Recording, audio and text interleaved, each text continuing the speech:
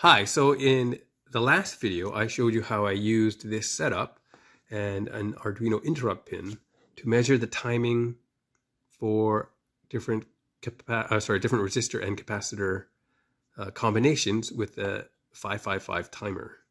So my sort of problem was that I had planned to use one on this project, and before I invested all the time putting it together, I wanted to make sure that I had the right resistors and capacitor for the timing that I wanted.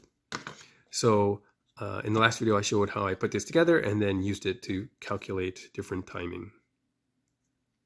So in this video, I want to show you that by putting this together, I also found that I could demonstrate how capacitors and resistors work in different circuits, whether they're series or in parallel. And so I found it quite neat that I could show that with this setup. So if you'll indulge me, I'll just kind of go through connecting in series versus parallel.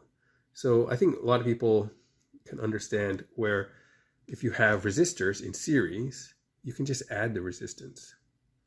So here we have two resistors, and for example, if one was 10 ohms and the other was 10 ohms, you could just add those together, and the result of having these two would be 20 ohms. But I think some people, especially when they're new to electronics, don't realize that if you connect them in parallel, so two sides are connected together, and two sides are connected together, and you have a positive voltage here, and you have zero voltage here, then the equivalent resistance of these two is actually smaller than any of them in the circuit. So there is a formula for that. It looks something like this. And you have two resistors A and B, but you can have as many as you want in this, and all in parallel. But you take the inverse of those, you add it together, and then you invert that. So for example, here again, if we have 10 and 10, well, 1 over 10 is 0.1, right? So that would be this value here. And we have two of them, and both our resistors are the same. So 0.1 plus 0.1 is 0.2. Okay. And so to figure out the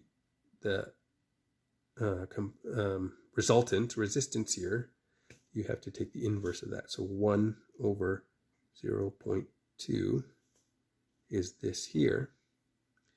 Now, if you do the math, then the answer is 5.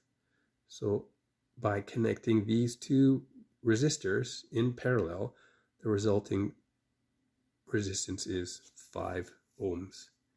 So it kind of makes sense, right? If there's current coming in here and you have two resistors resisting that, well, you have now two paths that you can use to get through to the current to the other side. So by having more than one path, the resistance is actually a little bit less. So in this case, it's half. Now, what's interesting is when you start looking at capacitors, when capacitors are in series, okay, kind of like our first one here for our resistors, the formula, it was the same, or is the same as when you put resistors in parallel. So what does this look like? So remember that capacitors are kind of like two plates that are separated by a non-conducting material in between. And so when you put a current across it, then you get an electrical field generated there. And when you connect two in series, so here's one capacitor then, and here's another one. If we connect them together, then now they're in series. And so if this was 10 microfarad, and this was 10 microfarad, well, the formula is basically the same as our resistance formula. So 10 microfarad, 10 microfarad. So our answer would be actually 5 microfarad would be the resultant capacitance of these two capacitors. And then when we put capacitors in parallel, so here's one capacitor and another one, and both are connected together at one side, and both are connected together at another side. And then here again, we have our positive voltage, here we have 0 volts. So in this case, you can just add the capacitance. So if this is 10 microfarad and this is 10 microfarad, then the overall capacitance of these two would be, 20 microfarad. And it kind of makes sense because, you know, they're connected together. So it's almost like you get one big capacitor instead of two small ones. So they add together to give a larger capacitance. So using this setup, then I found that actually you could demonstrate that with the timing of the output pin by changing, you know, the values of the capacitance either by a larger or smaller capacitor or larger or smaller resistors, but also by adding other capacitors or other resistors in series or in parallel. So let's go back to, so there's 10,000, 10,000, and 10 microfarad.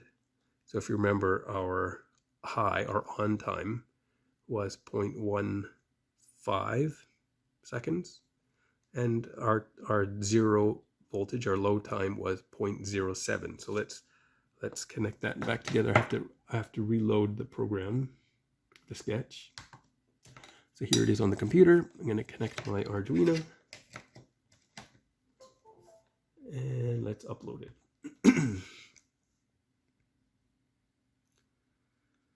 So it's compiling.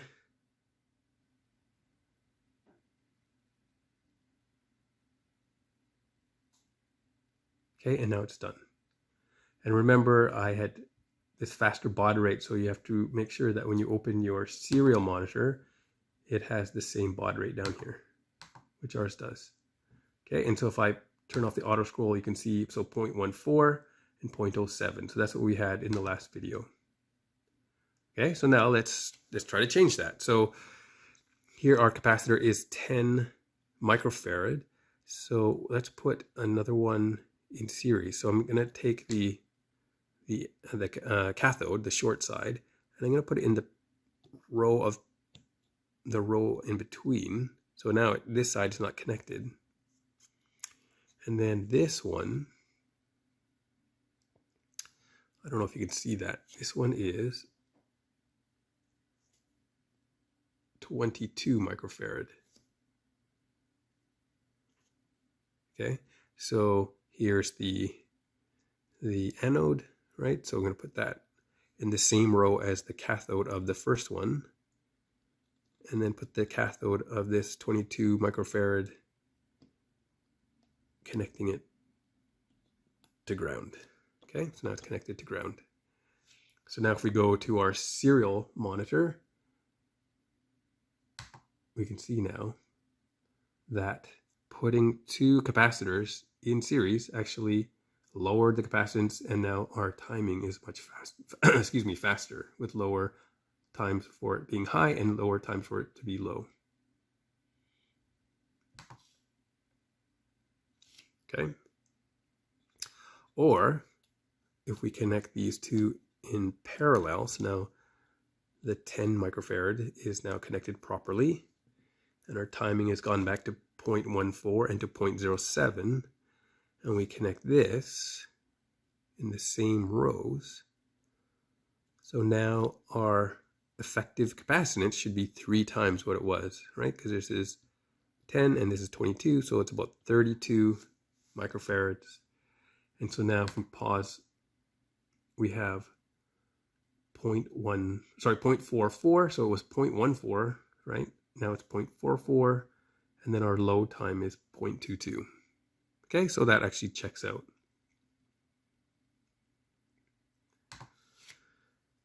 So now, as a last example, I will show you, so I have these resistors, this resistor here. So I know already it is, whoops, let's get this out of the way here. I know it's actually 4.7 thousand ohms. but let me just show you. Okay, so just under 4.68 kilo ohms. Okay, so let's use this one.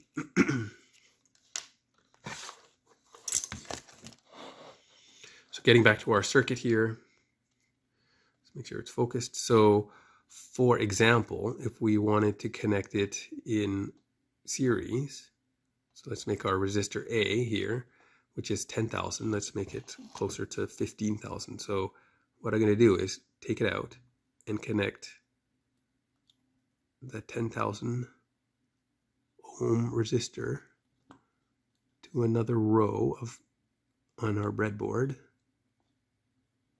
Okay, so now the 5 volts has to come out to this row, and then take our 4.7 kilo ohm and connect it now to essentially what is pin 7. So it has to go through these two before it can get to this one. So it's about just under 15,000 ohms. Okay, so our time for being high, and we'll go back to 10 microfarad. Our time for being high now should be 1, 2, 3, 5. So about a quarter, 25% higher. But then our time for being low would not be affected by resistor A, so that should still be 0.07. Okay, so if we look at our serial monitor again, that's in fact what we see. Cool. The last thing I want to show you actually is the cool thing about an Arduino is it has analog pins, and we can actually measure the voltage on our output and show that in real time visually. And then if you know about charging of a capacitor, it's actually not linear, it's actually exponential, how it increases and then decreases. And so we can actually show that as well on this setup. So let me change, if we go back to the computer. So now we have a different program, very simple. So we're going to use the serial communication again, but now we're going to use one of the analog pins. So analog pin A0, and that's going to be our input. So that's our setup, and then in the loop, very short. So we're going to print the analog reading of pin A0. And if you know about these, the values range from 0 for 0 volts. So if it measures 0 volts, it will print a 0 on our graph. And then the maximum is 5 volts, which comes out to 1023. So if you see a 1023, that would actually be 5 volts measured on this analog pin. I put in a little delay, so it's not super quick. Well, I mean, it's pretty quick, but it's not super quick. And it'll just go over and over and over through this, printing our analog values. Okay. Now, we know that this value, actually let's upload that while I talk. So let's plug in our Arduino again, and let's upload this. So we know that using this capacitor, right, the high period is like 0.15 seconds. That's pretty quick. So if we want to actually see this, let's change. So I have a bigger one here. This one here is 100 microfarad, so 10 times higher. Okay, make sure our cathode is to ground. And so this time now, instead of bringing the output pin to a digital pin, I'm going to bring it to the first analog pin, which is analog A0. Okay, so now if we go to the computer, I'm not going to open the serial monitor. I'm actually going to go to Tools and open the serial plotter. And now we should get a graph. Okay, and so this is what we see on our output pin. It goes high for a certain amount of time and then low. And so here is probably, here's 900, so probably in here is close to our 1024, somewhere in there, because we're measuring 5 volts. And then there's a certain amount of time where it's measuring 0. Okay, and so this is actually what we see on our output pin. Okay, that square wave. But what's even cooler is we can actually measure what the charging is and discharging is on this capacitor. So like I said, it's actually exponential. So if we move this, and we don't want to measure ground, we don't want to measure 0, we want to measure this side. So let's put this, connect it to our capacitor. Okay.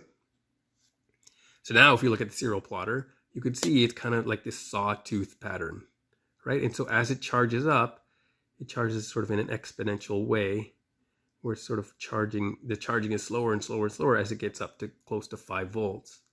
It doesn't quite make it to 5 volts in this setup. And then before the 555 timer starts discharging it through that resistor B.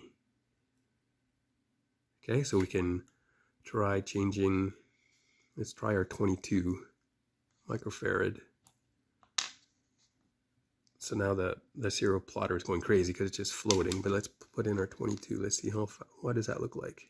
It's going to be quite fast, so I don't know if we're going to actually see anything because it is switching at a very fast rate. So actually, no, we do see very quick, so the sawtooth pattern is quite narrow. Okay, so anyways, I hope you found that useful. I know I did, and it kind of helped reinforce what I had learned about capacitors and resistors. All right, thanks.